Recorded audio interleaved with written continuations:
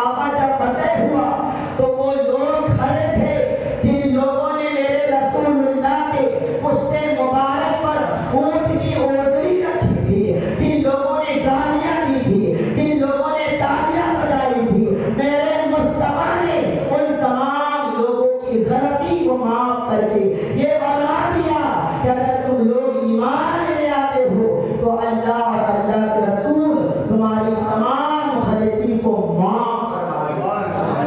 پتہ چلا کہ جو بندہ اللہ کے رسول پر ایمان لے آیا اور محبت کر لیا تو پھر کل قیامت میں انشاءاللہ اس کی مغفرت ممکن ہے، کل قیامت میں اس کی بخشش ہو جائے گی۔ جو اللہ کے رسول سے محبت کی اور رسول اللہ پر ایمان لے آیا۔ روایتوں میں آتا ہے کہ بنی اسرائیل میں ایک بندہ بہت گناہ گار تھا، شیعہ کار تھا، خطا کار تھا، تو گاؤں والوں نے ان کو جو ہے اپنے گاؤں سے نکال دیا۔ جب اس کا انتقال ہوا تو ان کو ایک کوڑے میں پھینک دیا گیا اور اس کا جسم کوڑا میں سڑ اور گل رہا تھا۔ اسی درمیان اللہ تعالیٰ نے موسیٰ پر وحی نازل کی کہ اے موسیٰ، میرا ایک بندہ کوڑے میں پڑا ہوا ہے، اس کو جا کر کے غسل دو اور ان کی جنازے کی نماز پڑھا کر کے اس کو کفن دفن کرو۔ جب موسیٰ علیہ السلام جب ان کے پاس جاتے ہیں تو دیکھتے ہیں کہ وہ بندہ ایک دم کوڑا میں اس کے جسم جو ہے سڑ اور گل رہا ہے۔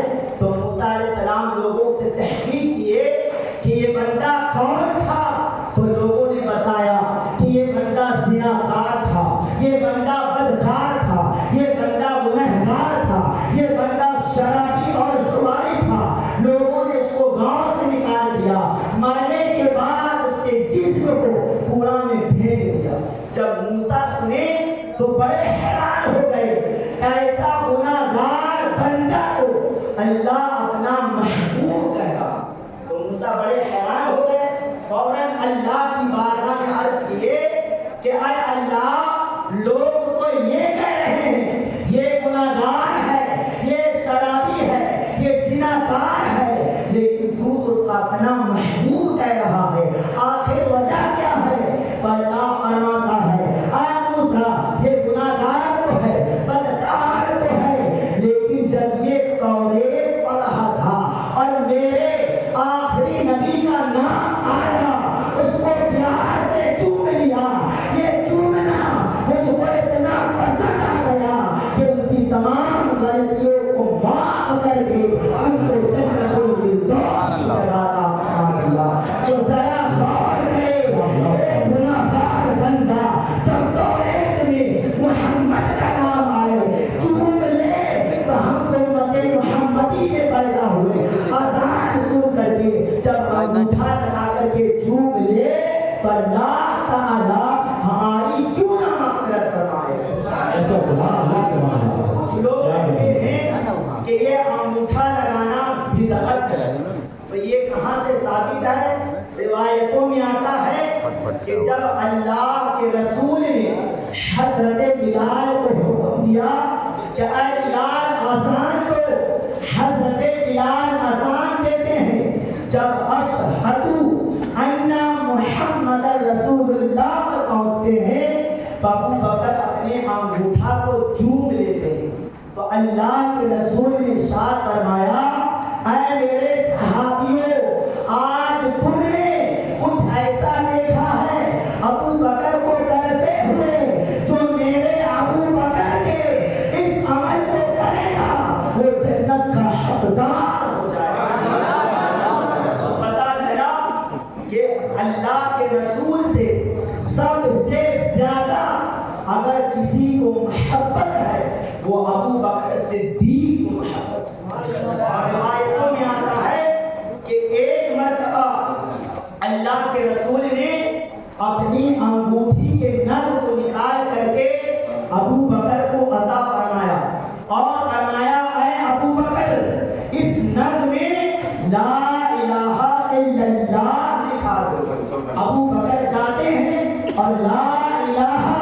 الا اللہ دکھاتے ہیں تو دلوں میں ایک بات آ جاتی ہے، جہاں اللہ کا نام ہو وہاں میرے نبی کا نام نہ ہو۔ آپ نے کیا کیے کہ لا الہ الا اللہ کے ساتھ محمد رسول اللہ لکھا دیا۔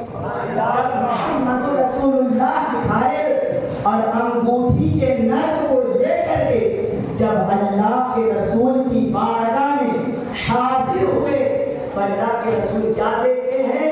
اس میں لا الہ الا اللہ محمد رسول اللہ اور اس کے ساتھ ساتھ ابو بکر صدیق کا نام لکھا۔ جب اللہ کے رسول نے دیکھا کہ ابو بکر کا نام ہے تو اللہ کے رسول نے فرمایا، اے ابو بکر، میں نے تو صرف تجھے اللہ کا نام لکھوانے کو کہا تھا، لیکن تو نے اپنا نام اور میرا نام بھی لکھوا دیا، آخر تو نے ایسا کیوں کیا؟ تو ابو بکر فرماتے ہیں، یا رسول اللہ، میرے ماں باپ آپ پر قربان ہو، میں نے صرف آپ کا نام لکھوایا، لیکن پتہ نہیں میرا نام کیسے آ گیا۔ اسی وقت اللہ کے فرشتے جبرائیل حاضر ہوتے ہیں اور عرض کرتے ہیں کہ یا رسول اللہ، جب ابو بکر لا الہ الا اللہ لکھوانے کو گئے تو ان کا دل گوارا نہ کیا کہ جہاں اللہ کا نام ہو وہاں میرے رسول کا نام نہ ہو، اس لیے میں نے ابو بکر نے آپ کا نام لکھوا دیا۔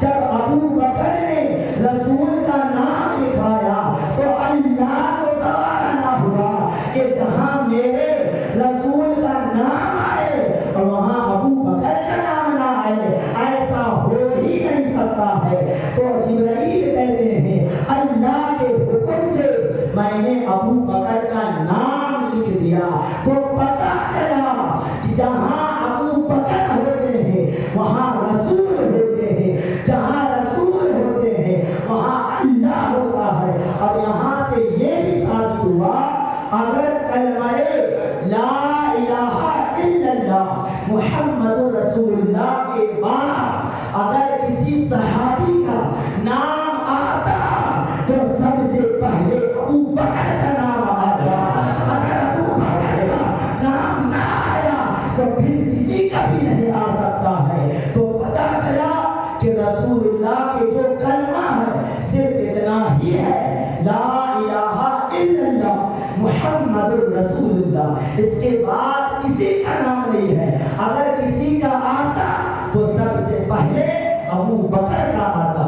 تو یہاں سے یہ ثابت ہوا، اسے علماء کرام فرماتے ہیں کہ تم ابو بکر کو اپنے سینے میں بسا لو تو اللہ کے رسول کی محبت خود بخود تمہارے سینوں میں بس جائے گی۔ اس لیے تمام مسلمانوں کو چاہیے کہ رسول اللہ کے ساتھ ساتھ چاروں صحابہ سے بھی محبت رکھے، ان کے طریقے پہ عمل کرے، اور ہر سال جلوس محمدی میں شریک ہوئے، اور جو طریقہ ہے جو ادب ہے تو اگلے سال سے کوشش کرے کہ انجمن والے خاص کر کے کہ جتنے پڑھنے والے ہیں وہ ایک جبہ سلا لے اور امامہ شریف باندھ لے۔ جب جبہ اور امامہ شریف کے جب شکل ہوگا تو ان کی خوبصورتی کچھ اور ہوگی، اور یہ لباس فرشتوں کی لباس ہے۔ تو اس لیے چاہیے کہ جلوس بھی نکلے تو جبے اور امامہ شریف کا خیال کر کے جب امامہ شریف باندھ کر کے نکلے۔ امامہ شریف کی فضیلت کیا ہے؟ کچھ لوگ یہ سمجھتے ہیں کہ جو عالم ہے وہی امامہ باندھے، ایسا نہیں ہے، بلکہ ہر ایک مسلمان امامہ شریف باندھ سکتا ہے۔ اور امامہ شریف کی فضیلت کیا ہے؟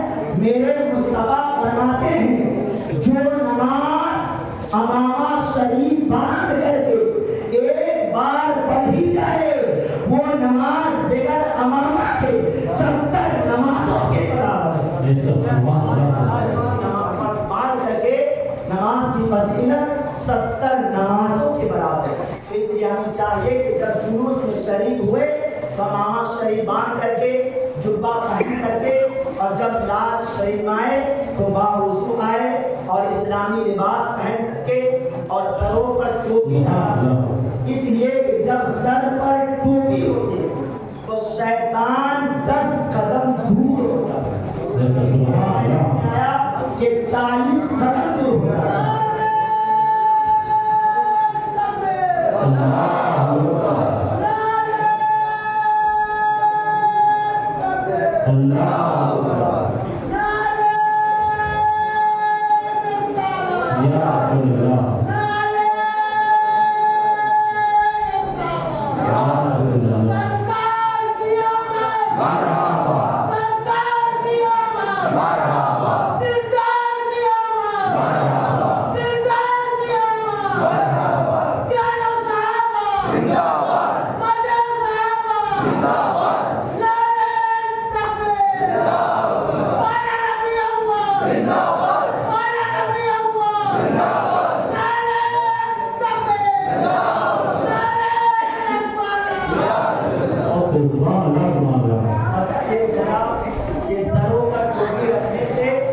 شیطان 10 قدم اور اسی روایتوں میں آیا کہ 40 قدم دور رہتا ہے۔ انشاءاللہ تعالیٰ ہم سب کو کوشش کرنی چاہیے کہ ہر وقت اسلامی لباس میں خاص کر کے جب میلاد شریف کا پروگرام سنت کی محفلوں میں خاص کر کا خیال رکھیں، ضرور اللہ تبارک و تعالیٰ ہم سب کو سننے سنانے سے زیادہ عمل کرنے کی توفیق عطا فرمائے۔ برکات کی بارگاہ میں توبہ ہے، مجھ سے کوئی بھی جو غلطی ہوئی استغفر اللہ ربی من کل ذنب واتوب الیہ، اور گواہی دیتا ہوں اشہد ان لا الہ الا اللہ و اشہد ان محمد عبدہ و رسولہ وما علینا الا البلاغ۔